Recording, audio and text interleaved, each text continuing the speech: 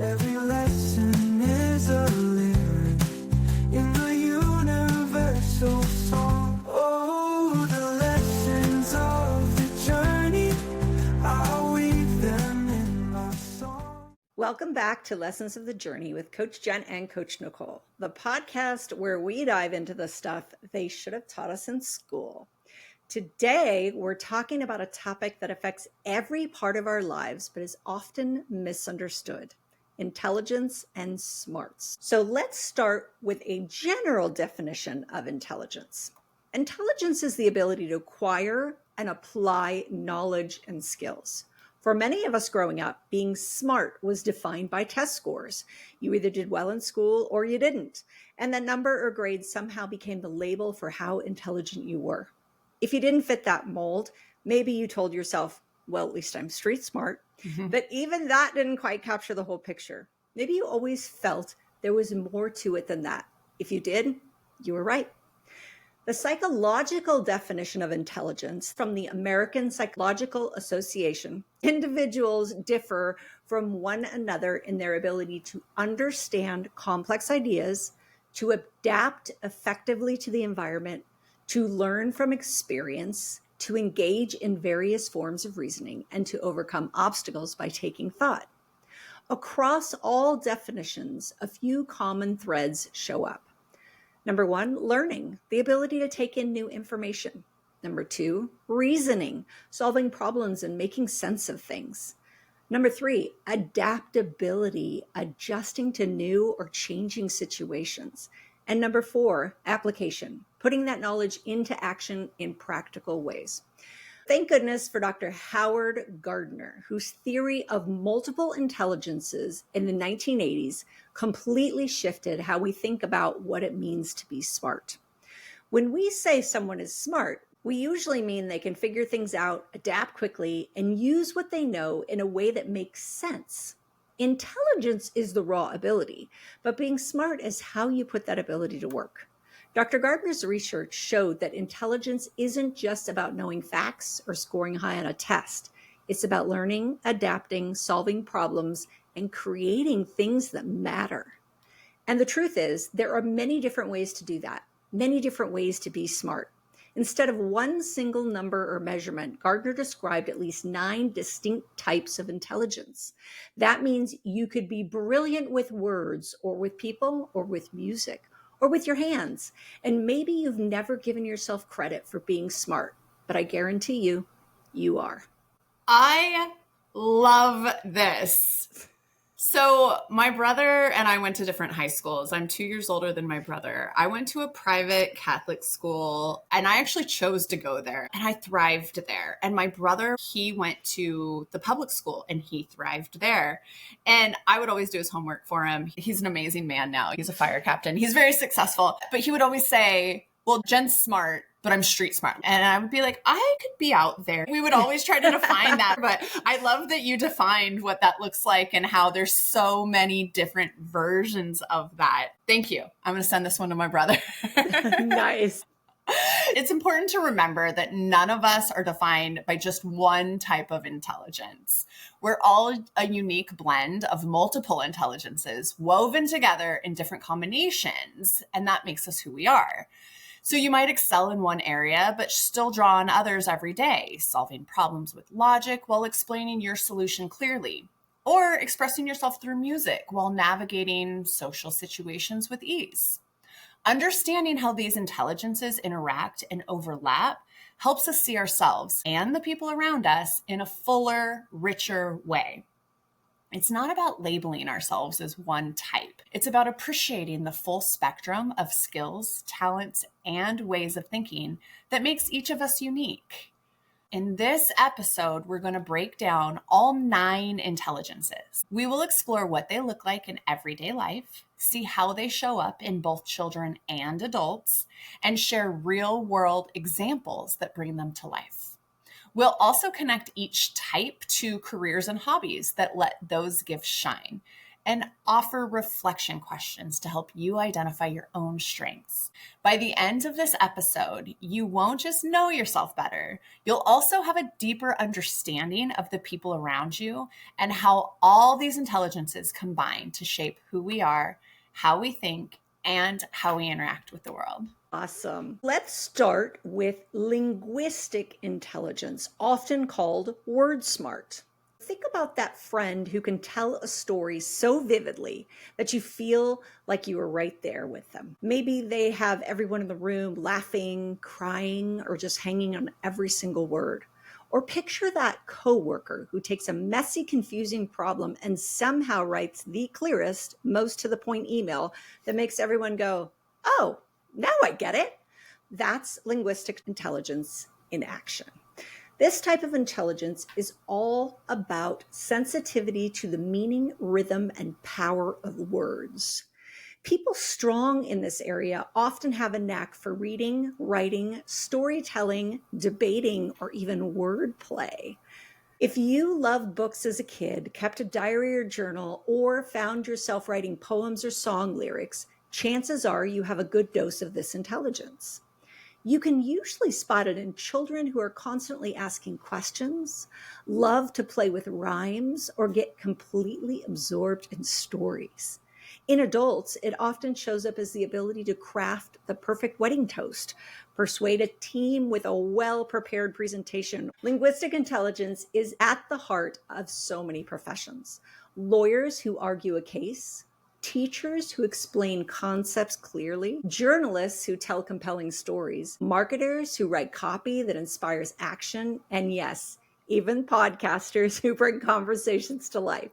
These are people who use words to inform, persuade, inspire, and entertain. Y'all know I'm the word girl. I don't know that I'm great with the words. However, I do know that words have impact. That's the powerful part. Words shape culture, relationships, and even how we think about ourselves. When you think about Martin Luther King Jr.'s I Have a Dream speech, or Maya Angelou's poetry, or even that heartfelt letter or text you once received that completely changed your day, that's linguistic intelligence being used to its fullest, shaping emotions, ideas, and actions. Here are some hobbies for linguistic intelligence: journaling or keeping a personal diary, blogging or creating content for social media, public speaking, storytelling or giving speeches, performing spoken word or slam poetry. Oh, I love that. Debating, learning new languages or word games like Scrabble, crosswords, or Boggle, creating scripts for plays or podcasts or videos, collecting quotes or curating literary excerpts, writing letters or thoughtful messages to others, and editing or proofreading content for clarity and impact. Here's your reflection for this one. When was the last time your words, spoken or written, really made an impact on someone else? Did you notice their reaction? How did it feel to know that your words mattered? We can relate to this one. Yeah. I just want all of our listeners to know that I added the hobbies in here because it was important for us to know if one of these really touches you, but it doesn't express in the career you've chosen or in the life you're living, what of these hobbies might inspire you. Here's a fun story. I used to keep a journal. I would go inside and I would write, and I loved it. I didn't keep them in any formal books. I would just carry around spiral bound with me. I wrote something that was just inside of me. I was in high school. One of my friends found it, and because it was just a binder, it wasn't private, read it and went, "Oh my gosh, this would be an amazing speech at our graduation." Showed it to one of the teachers. The teacher read it and was like, "You have to speak this at graduation." And I ended up speaking one of my entries at graduation. I didn't do it for the intent or purpose of anybody hearing it.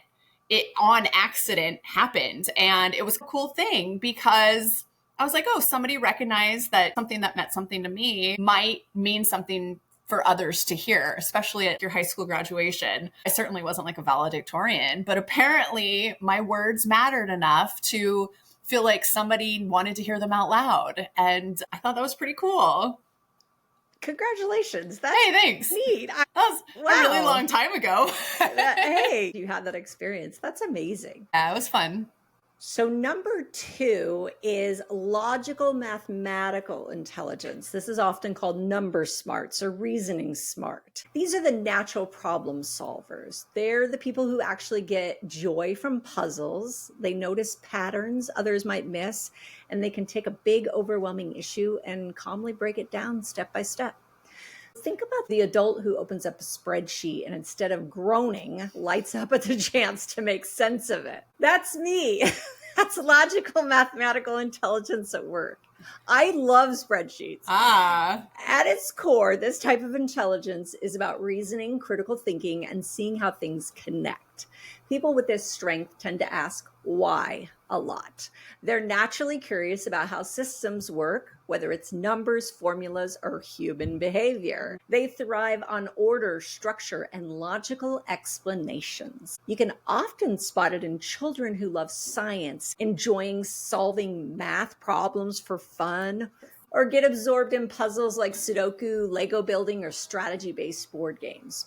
In adults, it shows up in people who take pride in figuring out the fastest route to a destination, who love tracking data, whether for work, finances, or even fitness, or who can spot errors and inconsistencies quickly. I read a lot of cozy mystery novels. I read them at night. I fall asleep to them.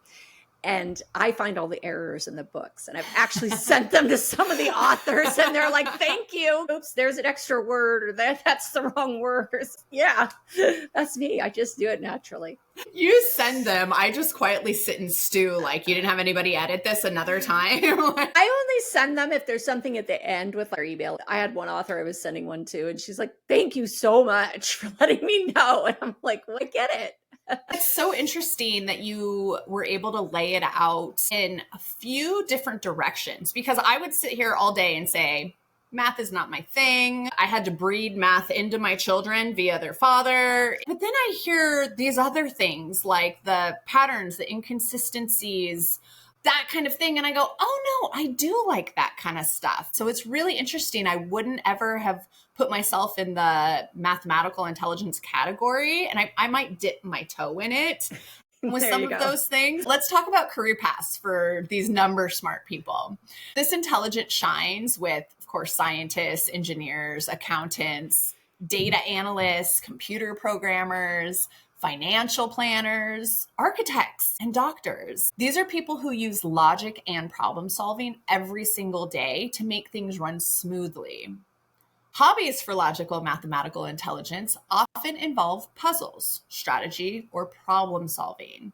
You might enjoy playing chess or Risk, coding or programming apps and games, tackling logic puzzles, brain teasers or escape rooms, designing systems, building models with Legos or robotics, experimenting with 3D printing, analyzing data, or creating spreadsheets for fun. Oh my gosh, do you people exist? Yes. Engineering or DIY projects that involve measurements and calculations, financial planning, budgeting, or even reorganizing a garage or pantry in the most efficient way possible all highlight this intelligence. And for people with this strength, it's not just about order, it's about the joy of creating a system that works. I often say, thank goodness for you people, because I will hire you all day long to do that stuff for me. Yes. This is me. I will go on vacation and have a spreadsheet, especially if it's somewhere I've never been or there's other people involved. And then I'll ask the other person, do you want the spreadsheet? And some people are like, yes. And other people are like, no, why would I want a spreadsheet? When I have those people who say yes, I'm like, this is my people. That cracks me up. No, I'm on vacation, Nicole. Why would I add a spreadsheet to my life? Just tell me where to go. And then other people are like, yeah, what do you got on there? And they're like, this is awesome. Oh, that's so great. All right. Well, a real world example that perfectly illustrates this intelligence is the Apollo 13 mission in 1970. When an oxygen tank exploded in space, the astronauts' lives were at risk, and they had limited supplies.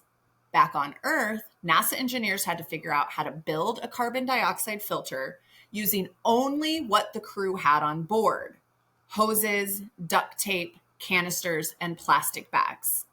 They approached it like a puzzle, analyzing the problem, testing solutions in real time, and systematically figuring out what would work. Their step-by-step reasoning saved the astronauts' lives. This incredible real-life problem-solving scenario was later dramatized in the 1995 movie Apollo 13 that starred Tom Hanks. A perfect example of logical, mathematical intelligence at its peak. Clear thinking, creativity, and methodical problem-solving under pressure. This is why I love MacGyver. I've got bubble gum and a coat hanger and that paint on the ground. What can I do? God, you people are amazing. And duct tape. There's always duct tape. There's always duct tape. Always. On a smaller scale, you can see this intelligence in everyday life. It could be a friend helping their child organize a huge school project. Might take sticky notes, color code them, and group ideas into categories, instantly creating a clear structure from chaos. Or maybe you know someone who enjoys turning a messy spreadsheet or overwhelming task into something simple and workable. Well, you all do now. Her name is Nicole. That system brain is logical, mathematical intelligence shining through. So here's the question. What's a problem you solved recently that other people found complicated, but you actually enjoyed figuring out? Did it feel more like a puzzle than a problem? That might reflect this type of intelligence. Yeah, that is so me. I put together puzzles for fun. I like actual puzzles. I don't want to turn a mess into a spreadsheet. Oh, I do. Yes. Let's talk about number 3. This is musical intelligence, often called music smarts. So if you always have a song stuck in your head or can remember a melody from years ago, you might fall into this category. Musical intelligence isn't just about playing an instrument or singing well. It's the ability to recognize, create, and process patterns in sound, rhythm, and tone. For those of you that know Nicole, you know I can't sing, but I don't have to sing to be musically intelligent. That being said, I'm not musically intelligent. Some people actually process their emotions through music. A certain song can transport them back in time. I think this happens for all of us. Yeah. Instantly bringing up the memories, the feelings. Others use music as a learning tool. Have you noticed kids memorizing the alphabet, times tables, or even historical facts because they're set to a tune? So smart. That's musical intelligence in action. So much easier to remember if you give me a song. Please. Yes. If you go back to our boundaries podcast, my kids know their body boundaries because some brilliant person on the internet made a song about it. Love it. Yes. Yes. So Learn everything through a song. Yes. Add the rhythm and you're much better off. We all have a certain degree of this. Here's some real world examples. Beethoven. Despite losing his hearing later in life, he composed some of the world's most powerful, enduring music by hearing it in his mind and translating it into compositions. Amazing. That one still boggles me. Yo-Yo Ma, the world-renowned cellist, uses his instrument not just to perform, but to bridge cultures and communicate emotions in ways words sometimes cannot. Those times when you have music just make you cry and you don't even know why. Oh my gosh. Consume all parts of your body. We've all been there. Therapists and clinicians also use music in healing, helping patients process trauma, reduce anxiety, or even language development in children. Music becomes a bridge for emotions that are hard to articulate. I know that there are some children on the spectrum who use music to process and to check out. I think that's amazing. Music is such an important part of our world. I recently started learning about hertz and the variable 432 hertz I had on the other night for relaxation and sleep. And there are very specific tones, I think. I don't know enough about music. Some of it's better for studying and focus, and some of it's better for relaxation, and some of it's better for getting out of your own head or anxiety. It's so fascinating how various hertz can touch different parts of your brain to activate these very specific things. I think it's fascinating. I've also heard about kids who see color when they hear music. It's a condition, but I tell you, if I had to have any condition, that's the one I want. To see color through music, that would be Yes. amazing. I've heard of the Hertz too. I never really did it as intentionally as that. I Mhm. usually just try multiples, and then the one that I go, oh, that's the one right now, I just listen to that one. Yeah. If you Yeah. Google it, it's like, what hertz is best for study or sleep or relaxation?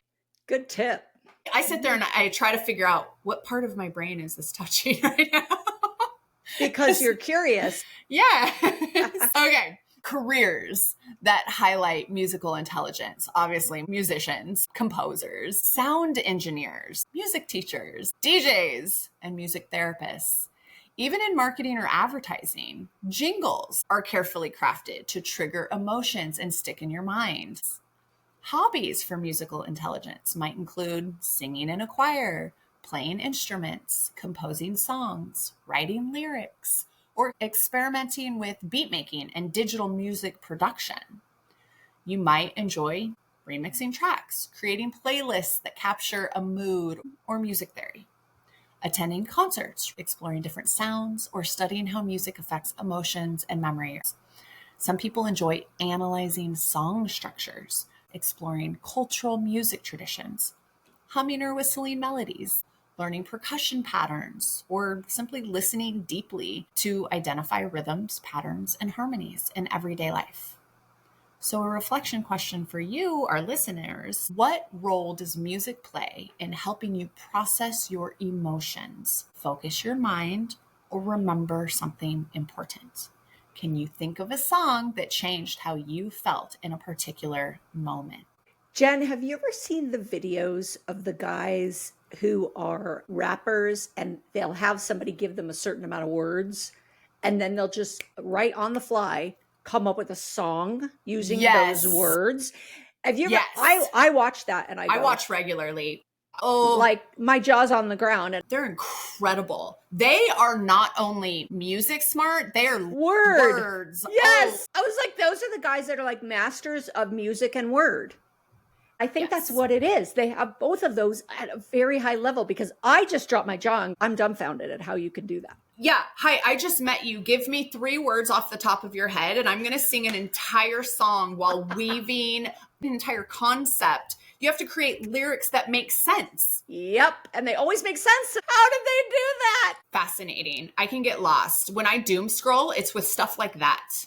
What you're dealing with is someone who's music and word smart at such a high level. They're just combining that. This is so neat that we're learning about this.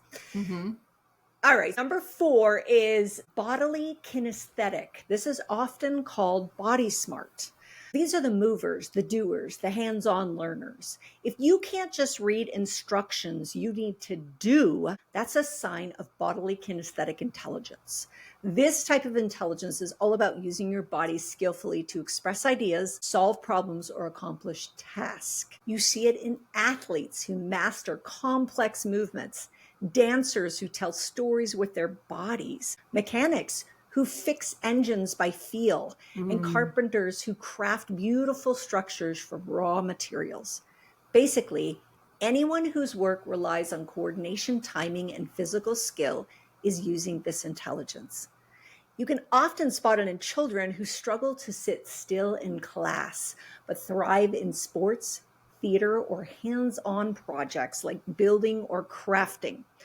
Adults show it in everything from athletic performance to yoga, martial arts, dance, or even fine motor skills like woodworking or cooking complex dishes. I love this one. The world examples that bring this intelligence to life. Serena Williams, one of the greatest tennis players of all time. She demonstrates it through her precise footwork, her powerful swings. She's so strong, and incredible spatial awareness on the court. Misty Copeland, the principal ballerina with the American Ballet Theater. She uses her body as an instrument to convey emotion, storytelling, and artistry, literally moving people with her type of intelligence. Leonardo da Vinci, though best known as a painter and inventor, applied his bodily kinesthetic intelligence in anatomy studies, dissecting bodies and sketching them with incredible accuracy. And surgeons performing intricate heart or brain surgeries combine steady hands, focus, and precise coordination to save lives. Bodily kinesthetic intelligence in its most critical form. So, a personal story. A friend once said she could read about how to swing a golf club 100 times, but it wasn't until she physically practiced over and over that it finally clicked. That's the essence of bodily kinesthetic learning, understanding through doing. Even everyday activities tap into this type of intelligence. Think assembling furniture or learning to ride a bike. These are skills that can't be fully grasped just by reading the instructions. You actually have to move your body to learn them. Hobbies that highlight bodily kinesthetic intelligence include playing sports, all sports, basketball, soccer, gymnastics, as well as practicing dance styles from ballet to hip hop, everything in between. You might enjoy martial arts, yoga, or Pilates. Acting, improv, or other stage performances also engage this intelligence, as do hands-on activities like woodworking, sculpting, or crafting. Outdoor adventures such as hiking, climbing, or kayaking are additional ways to engage and develop bodily kinesthetic skills. Reflection question. What's something you only really understood once you physically tried it yourself? How did that hands-on experience change your understanding or skill? This is fascinating. I have a child who, when he was younger, if he had a toy that he could be touching while he was learning, he would do so much better. And some teachers it pissed off, and others went, no, I totally get it. If I ask him a question, he's got the answer. Interesting. But he needed something. He was so kinesthetic in his ability to learn. My 6-year-old is in speech therapy. He has a stutter that's gone beyond developmental. And this little stud that he is, there's these plays in school, and he will volunteer to be in a speaking role because he's not afraid of it. He just has a stutter. Usually it's somebody else's problem, not having the patience to work with the stutter. But one of the tools that his speech therapist gave was that when he's on stage, if he could hold a little something to lock in, that way he could use the item, whether it's a piece of fabric or whatever, that would help lock in his speech to be more rhythmic than if he was up there just trying to spit out memorized lines. I find that really fascinating, the connection between having something, doing something, and being able to put it all together. And then the kid is also incredibly skilled. He's very physical in all sports. It's really fascinating the way that those pieces of the brain kind of all work together, to your point, to your son. That is fascinating. By the way, that son was also in speech therapy. We always said he talked like he was from Boston. He had a Boston accent. I thought it was cute, but then the teachers are like, he really needs to get that taken care of. And so we took him and he got it taken care of. But isn't that funny? I wonder if there's something to that. These kinesthetic kids and speech. Yeah. Wild. Opening Pandora's box. Next up is number 5. This is spatial intelligence, and it's often called picture smart. These are the visual thinkers, the people who see the world in images, who can rotate objects in their mind and who notice design, layout, and patterns that others might overlook. Spatial intelligence is all about imagining, visualizing, and transforming ideas into tangible forms. Think of the friend who walks into a room and instantly sees how to rearrange the furniture to make the space feel open, functional, or aesthetically pleasing. Or the person who can look at a blueprint and immediately picture how the building will appear in real life. Spatial intelligence allows you to see solutions before they exist. Some real-world examples that bring this intelligence to life. Frank Lloyd Wright, the legendary architect. He designed buildings that perfectly blended with their environment, often visualizing structures in 3 dimensions long before construction began. Artists like Pablo Picasso and M.C. Escher. I love Escher's paintings. I don't know why. They're so crazy, the stairs and all that stuff.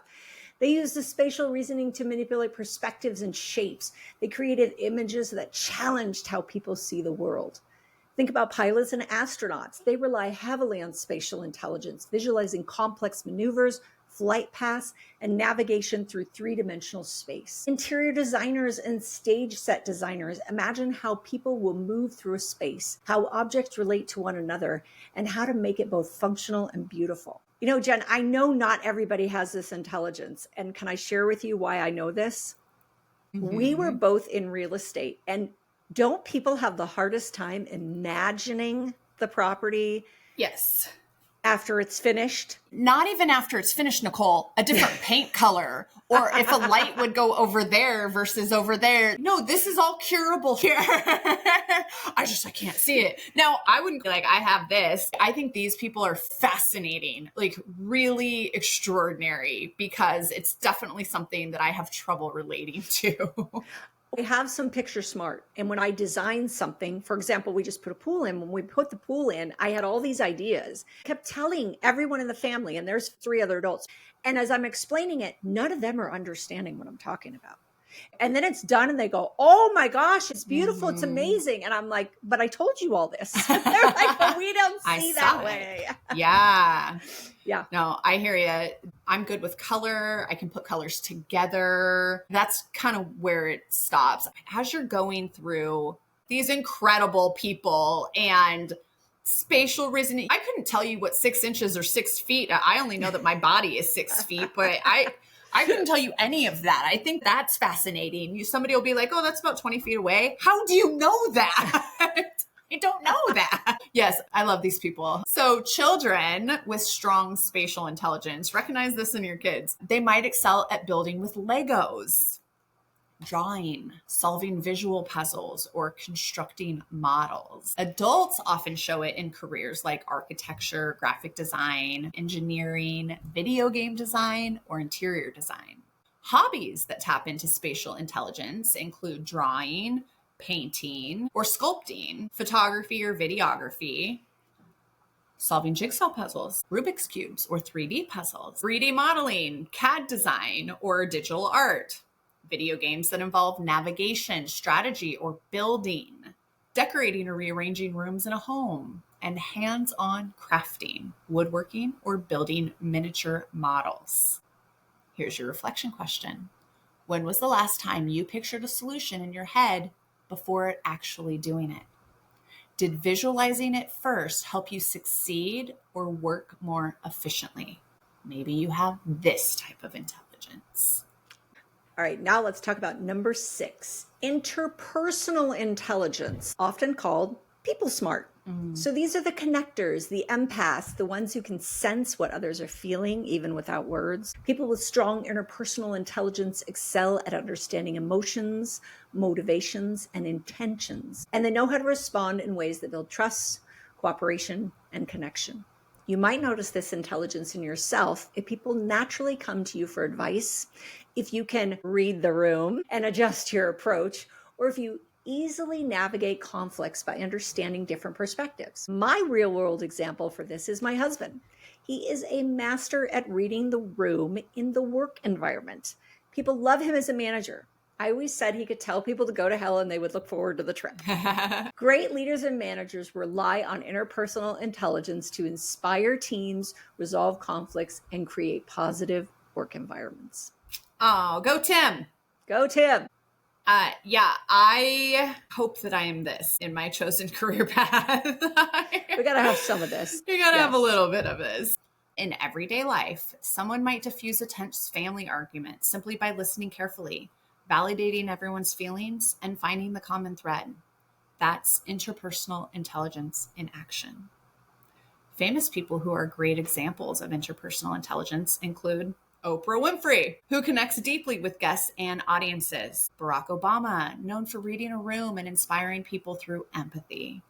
Fred Rogers, that's Mr. Rogers, built profound emotional connections with children simply by understanding their feelings. Even comedians like Tina Fey and Maya Rudolph showcase interpersonal intelligence by reading cues and collaborating effectively in group settings. Love them. Children with strong interpersonal intelligence often show empathy, enjoy group activities, and naturally step into leadership or mediation roles. Adults use it in careers such as counseling, coaching, teaching, sales, leadership, management, and human resources. That makes a lot of sense.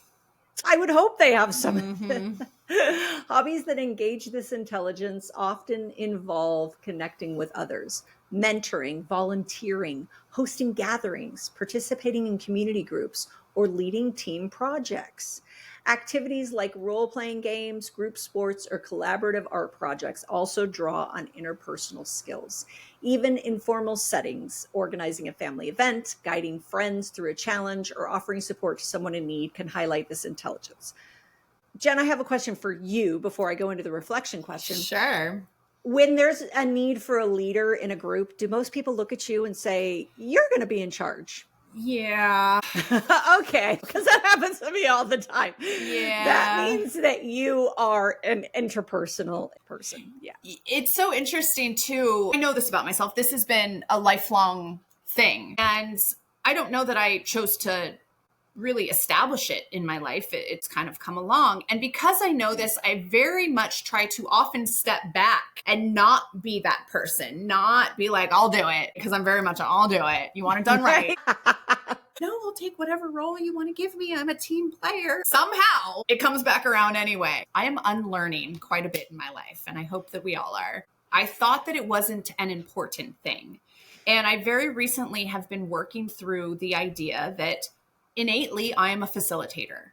I am someone who people look to create those types of things. And I'll get, oh my gosh, that was amazing. Thank you, thank you, thank you. And I'm like, I didn't do anything. I did nothing. So-and-so did the decoration. So-and-so did so-and-so. I did nothing. And I had the hardest time accepting praise for really feeling like I didn't do anything. And a few people had to sit me down and go, you need to understand that not everybody can be the facilitator, and that only because of your involvement here could any of that have come together. That humbled me because I just apparently have not been giving myself enough credit. And I'm sure that a lot of our listeners are the same. I didn't do the decorations. I didn't do the food. And please give yourself credit, because I've been knocked in the face with this very recently. So I would like you to share in some of that praise, even if you don't feel like you deserve it, because in fact, apparently, I'm told we do. There you go. Yeah, sometimes our biggest strengths we actually think are a weakness, and we try to tamp them down. I sort of become aware of, look, I'm a leader, so embrace it. I'm just going to lead. And I tell people to do things, and you know what, they do it. Yeah. I'm like, I don't know why. Some people call me that B word. We know the disc profile really well, and I'm a DC high I. And when I took the class, they called that high I a superpower. So I have a high I, which is really leading. It's people want to do what you want them to do. It's influence.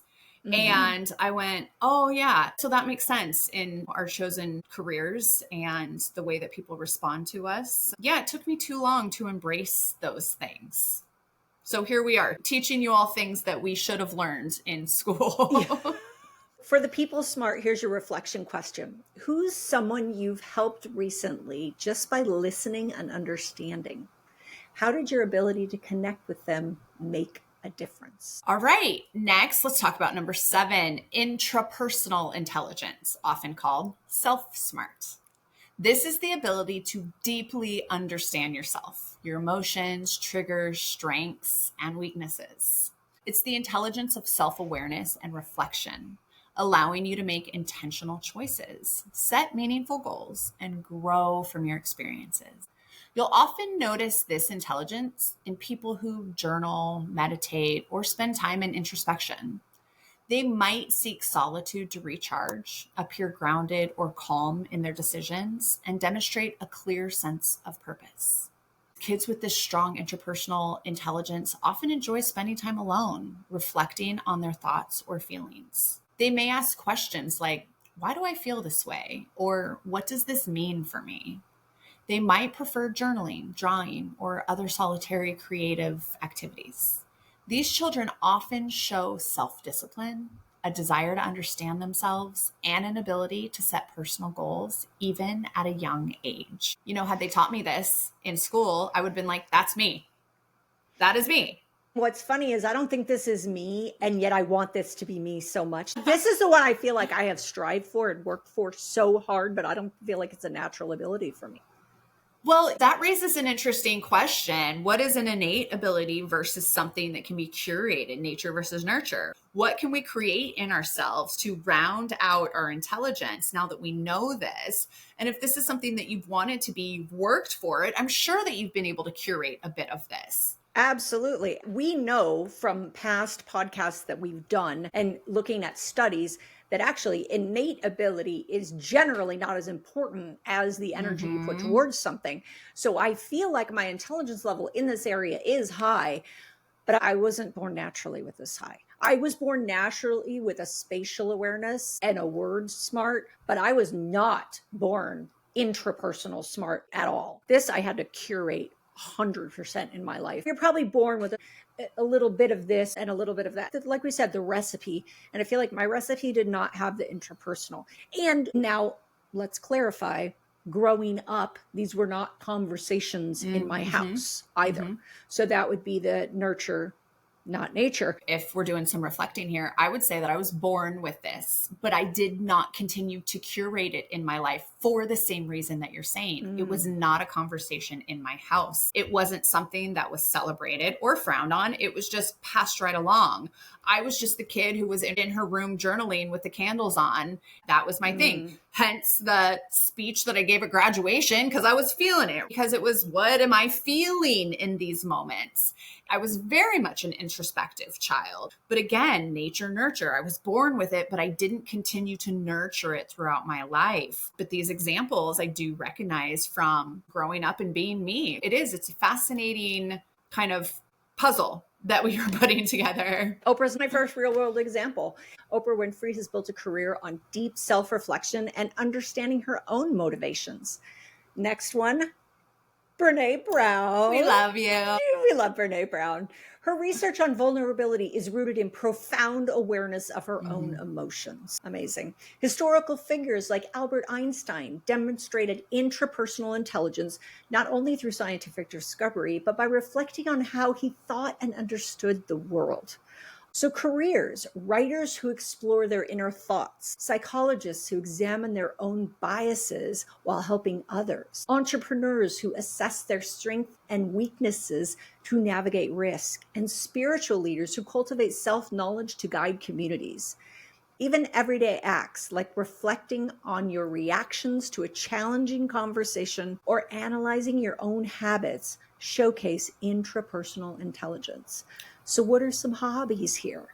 Meditation, journaling, solo travel, mindful walking, contemplative reading, or creative self-expression through art, music, or writing, tracking personal goals, keeping a decision journal, or reviewing past experiences to learn from patterns also strengthens this intelligence. I really like this because we've done so many episodes on just this. All of the things that had it been brought into our awareness, we could have then chosen differently. Like you were saying, I don't feel like I was born with it, but it's certainly something that I want. We can all curate this in our lives if we don't have it, and it's something that we want. I love that even something like reflecting on yourself can create ways for you to make this a part of you if you don't think that it is innately. I love this. It's pretty cool. In intrapersonal intelligence, honestly, until we started diving into this topic, I never really thought of it this way. You got to be your own best advocate. You have to know yourself the best. I keep notes on myself because who else is gonna? I go to a doctor and they ask me questions. I damn well better know the answers because who else is going to? That's all part of this is you need to know yourself the best in order for everything that you and I have ever talked about to actually be possible. This brings it all together for me. That's my takeaway. I'm coming back to this. You are honestly the best personal example because you keep notes on yourself. And I think that is the best real world example of the intrapersonal. I love that. Reflection question for intrapersonal intelligence. What's one thing you've learned about yourself recently that surprised you? How did that awareness change the way you think or act moving forward? I think this is the most important reflection question of all time. Whew, okay. Number 8, naturalistic intelligence. This is often called nature smart.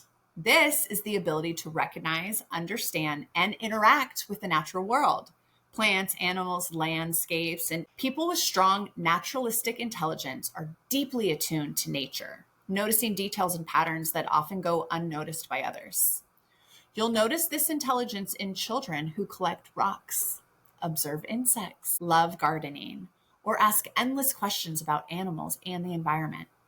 Adults might show it through a love of hiking, camping, bird watching, or participating in environmental or conservation efforts. It's the awareness that makes someone notice how a forest changes with the seasons or how certain plants grow best in particular conditions.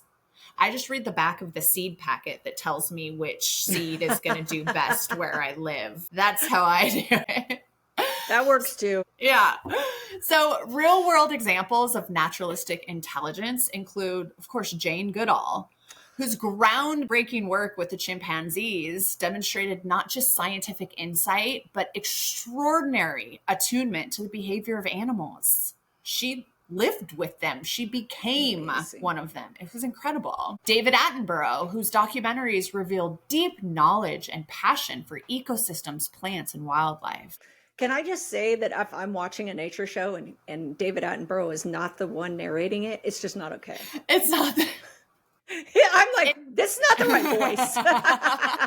I love this. Of course, Steve Irwin, the crocodile hunter, whose connection with animals and ability to read their behavior inspired millions. There's Greta Thunberg, who channels her understanding of environmental systems into activism and global awareness. Even everyday people like gardeners who intuitively know the best conditions for plants, or hikers who can track animal movements in the wild. They're demonstrating naturalistic intelligence.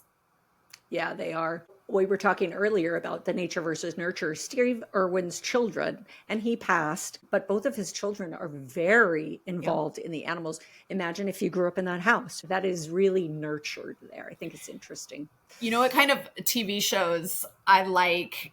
It's the tracker kinds. They're out in the woods tracking somebody and they go, you see the change in that water right there? Or look, the plant snapped off right there. They went that way. And you're like, what? How did you see that? Okay. That's cool. It's being able to notice things. Careers that highlight this intelligence include biologists, ecologists, farmers, park rangers, wildlife conservationists, environmental scientists, and outdoor educators. Some hobbies for nature smart individuals might include birdwatching, hiking, camping, gardening, farming, studying wildlife, practicing sustainable living, or volunteering in environmental conservation projects. Other examples include landscape photography, identifying local plant and animal species, stargazing, or even creating nature-inspired art. For me, a personal example, my father had an incredible knack for identifying nature around him. He could name probably 90% of the flowers and trees we came across in both his area and mine. He was equally skilled at identifying birds and other wildlife. In fact, he even trained bluebirds in his garden to land on his hands and eat while he sat there. Aww. Yes, his gardens were always admired by everyone who saw them, a true testament to his naturalistic intelligence and deep connection with the natural world. And anytime he wasn't around, and to this day, when someone says, what is that tree? I go, my dad could tell you, but I don't know. We've both been in real estate, so I know architects, the building people. I ran into a situation at one point where I needed a landscape architect. And I, not knowing that there was a difference, called up my favorite architect and I said, hey, do you do landscape? He was like, nope, that's not me. But you're an architect. I'm thinking, putting things together. He goes, you need a landscape architect. And so the difference, that spatial reasoning versus the naturalistic intelligence, that was the differentiator there. So you cannot just call an architect that does buildings to design your landscape. They're two totally different people and they see things in a totally different way. And it was like, okay. I mean, obviously now I know, but I just thought, oh, well, architect. I heard I need a landscape architect. You're an architect. It was same for me. It is not same. And you can call me dumb in the comments. That was something I had to learn many moons ago in the real estate world. And I want to clarify that not knowing something does not make you dumb. No. Knowing and not caring makes you dumb. Not doing anything, not Sorry. learning the lesson. Yes. So, reflection question. When was the last time you felt truly connected to nature? How did noticing the details around you change the way you experienced that moment? I have grown up with such a love of nature. I remember being a teenager and my dad saying, look at the clouds. And I'm like, who freaking cares? And now I'm sitting here going, look at the clouds. They're beautiful. I love that. So thank you to my parents for giving me that, both my daddies. They tell you that to become more mindful, go out into nature and notice things. How does the grass feel on your feet? What do the birds sound like chirping? To bring yourself into mindfulness is often to go out and connect to nature, yes, which is a very powerful thing. This is something that I could curate in my life and do much better with. I'm glad you touched on that. That brings us into number 9. We're talking about existential intelligence, sometimes called big question smart. This is the ability to ponder life's deepest questions about meaning, purpose, mortality, and our place in the universe. People with strong existential intelligence are natural philosophers and seekers, always reflecting on the bigger picture and the why behind human existence. You'll often notice this intelligence in children who ask questions like, why are we here? Or what happens when we die? Adults might engage with it through late night conversations about purpose, reading philosophy or theology, or feeling a deep connection to something larger than themselves. It's the curiosity that pushes us to explore life's mysteries. Real-world examples include Socrates, whose method of questioning encouraged deep thinking and self-reflection in others. And lost him his life, unfortunately. Yes, I read him. Brilliant. Socratic method is amazing. Yes. I'm fascinated by it. Also, Albert Einstein, who did not just theorize about physics, but also pondered the nature of reality and human existence. Mahatma Gandhi, who explored questions of ethics, purpose, and human responsibility through both thought and action. Viktor Frankl, psychologist and Holocaust survivor, who explored the human search for meaning in even the most extreme circumstances. Deep thinkers and writers today, such as Yuval Noah Harari or Eckhart Tolle, one of my favorite authors, who challenge us to consider the larger questions of life, consciousness, and purpose. Oh, good people. Careers that highlight existential intelligence include philosophers, theologians, writers, social activists, ethicists, and spiritual leaders. Hobbies might include meditation, journaling about life's meaning, reading philosophy or theology, engaging in deep discussions, attending lectures or retreats, studying spirituality, or exploring creative expression that reflects on the human experience. Some people love to spend hours pondering their place in the world, asking questions about what matters most in life, or journaling their reflections on purpose. These practices guide their decisions, relationships, and goals, showing how existential intelligence shapes everyday life. Mm-hmm. Reflection question. What's a big life question you've been turning over in your mind lately? How does thinking about it influence the way you live or the choices you make? Mm-hmm. This is my favorite. I wanted to go back to school, study philosophy. I'm so fascinated by it. I have a little book of philosophy. It's this thick and it's about this big. It's kind of like the cheat sheet of philosophy. It's like this person and this is what they said and this is how it worked in the world. And it's incredible. It's the stuff I like talking about. Nice. I like talking about it too. So there you have it. 9 different kinds of intelligence, from word smart to number smart, music smart to body smart, picture smart, people smart, self smart, nature smart, and even big question smart. Each of these intelligences represent a unique way of experiencing and interacting with the world. Here's the most important takeaway. You're not just one of them. Most of us are a blend of multiple intelligences, woven together in different combinations that make us who we are. Some of these intelligences may feel second nature, while others may be skills we admire in others but haven't fully tapped into in ourselves. And that's okay. Recognizing all the ways you are smart and noticing them in people around you helps you understand yourself and others on a deeper level. When you align your strongest intelligences with your work, relationship, hobbies, and daily activities, that's when life feels most fulfilling. You start to notice where you thrive naturally, how you can contribute meaningfully, and the ways you can grow by leaning into intelligences you haven't explored as much. So here's a challenge for you. Take a few minutes today and reflect on which of these intelligences felt most like you.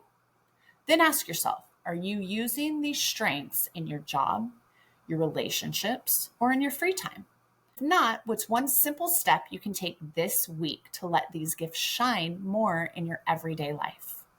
Maybe it's picking up a hobby, volunteering, journaling, or even just noticing how your natural skills show up in small, everyday moments. Yeah, that would really help us tap into our true authenticity. I think that it really would bring us into alignment. That's my takeaway. If you can tap into your natural intelligences, I think that that lines you up, not just for more success, but really happiness as an overall arching thing. What do you think? I think I might word it differently. I think I might say, instead of your natural abilities, I would say this is like a menu. Pick and choose the ones you want to curate. I think we have the right to say, wow, I really want to learn more about that. I want to be more that. And then put the time and energy into it and curate the life you want to live. I find this topic so fascinating. My takeaway is just, I think this is wonderful information. Why we are taught you're either smart or dumb in school. If you can get good scores, you're smart. If you can't, you're dumb. That's the label we're given. And I think that is such a disservice to children. It was such a disservice to us. I hope things are changing in school. There's certain ones of these intelligences where I can see that's the one people are going to go, oh, that person's smart because they have that intelligence, without acknowledging interpersonal intelligence is huge. Being able to read a room, being able to communicate, being able to make people laugh. That is such a wonderful form of intelligence. But in school, you're called a class clown. Your label isn't even positive if you're one of those people. I just feel like we've done such a disservice to many of these intelligences because they're not traditional intelligence. Yeah. I love that we're giving them credit because they matter. They do. I'm reminded that we used Albert Einstein in a couple of our examples there, and yet he was called dumb by his teachers in school. If you read anything about him, it says he was told out loud, you are dumb. You will never amount to anything. There's no reason that you should pursue anything that would make a difference in this world. You're not cut out. You don't have it.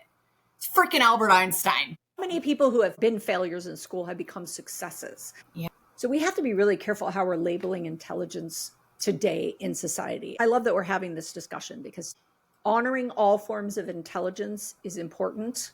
And these are beautiful forms. So I'm really glad we're having this conversation. I am too. They used to tell us that we needed to be well-rounded individuals. If you're not great at math, you need to work harder to be better at math. Last night, I was on social media. I was on like a homeschool mom's page. And this person said, most people who, if you have a child who's not great at math, but is amazing at tennis, would hire a math tutor. Well, I would hire a tennis coach. And I went, that's it. That's where we need to go. I've had this conversation with clients as a coach before.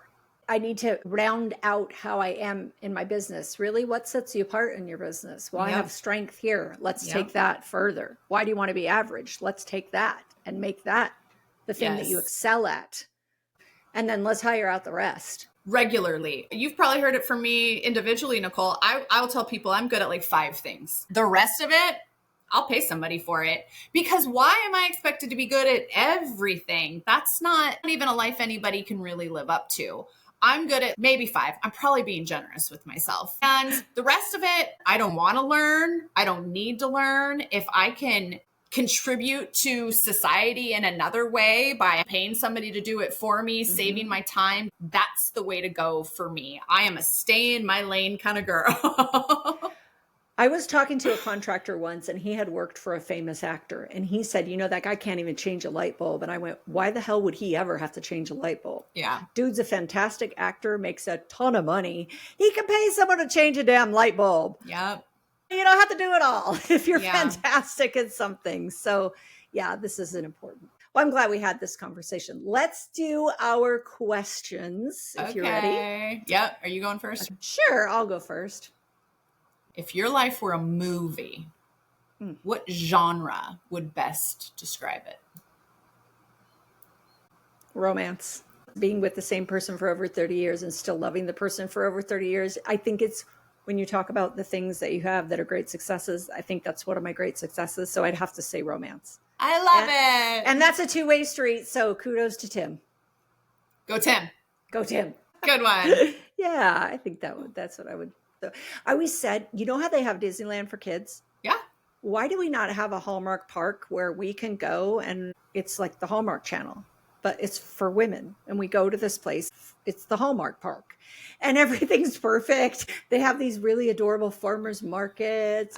Where's the Hallmark Park for us adults? I think that's a business opportunity awaiting you, Nicole. There would have to be some hunky men.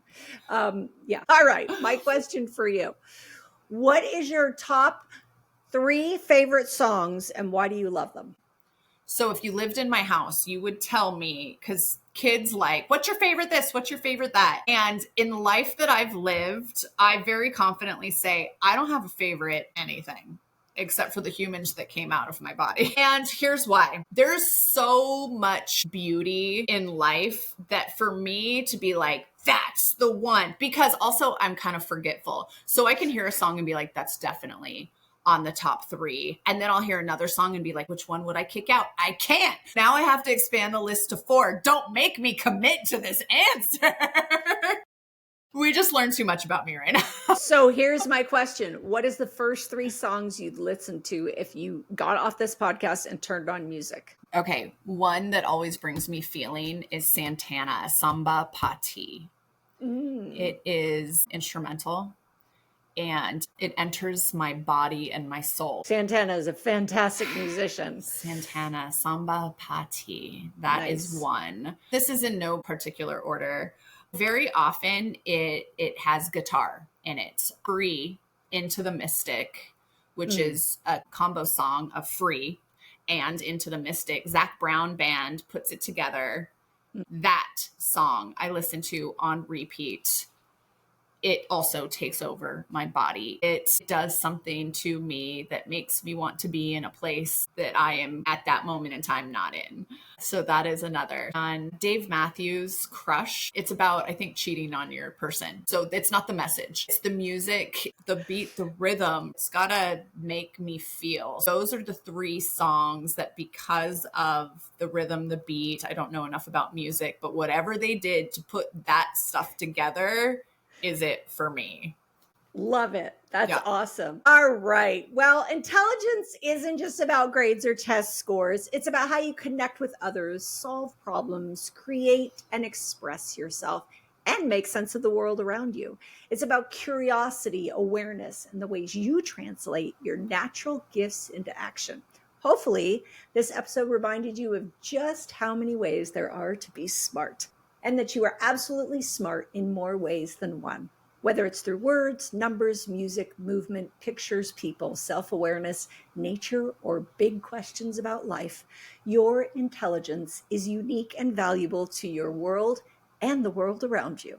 If this conversation sparks something for you, share it with a friend who might need that reminder too. And until next week, keep exploring your strengths, celebrating your unique mix of intelligences, and living your best life. Bye. Bye.